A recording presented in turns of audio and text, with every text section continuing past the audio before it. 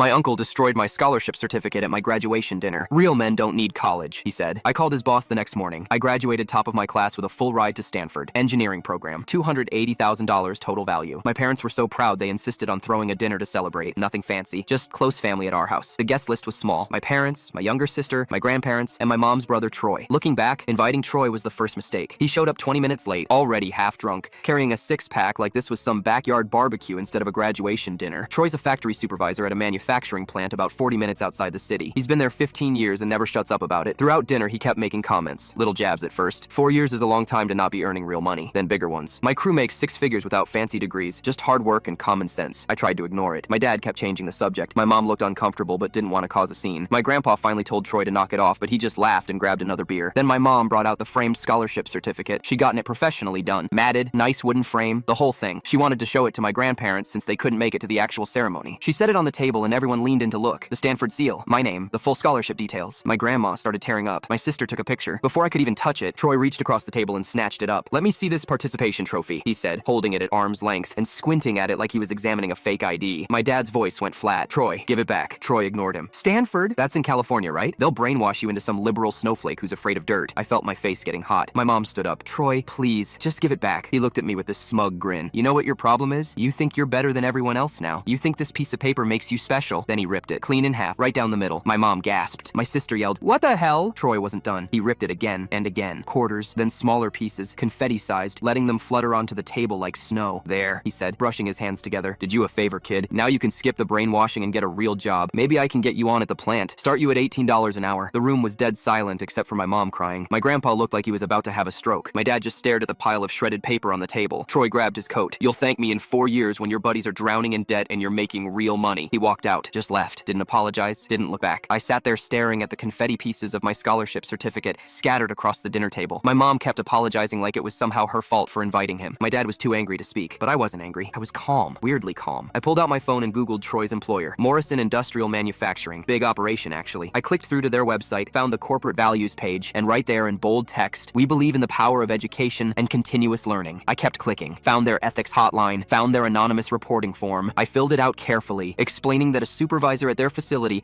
had publicly destroyed educational documents, promoted anti-education views, and bragged about recruiting high school graduates to avoid college. I included everything. His full name, his position, the date, what he said, what he did. I kept it factual. No emotion, just facts. I hit submit at 9:47 p.m. The next 2 weeks were quiet. Troy didn't call to apologize. My mom didn't mention him. Life went on. Then my dad called me, voice shaking. Morrison Industrial had demoted Troy, stripped his supervisor position, moved him back to the floor, and cut his pay by $8,000 a year. Stanford sent me a replacement certificate in 3 days.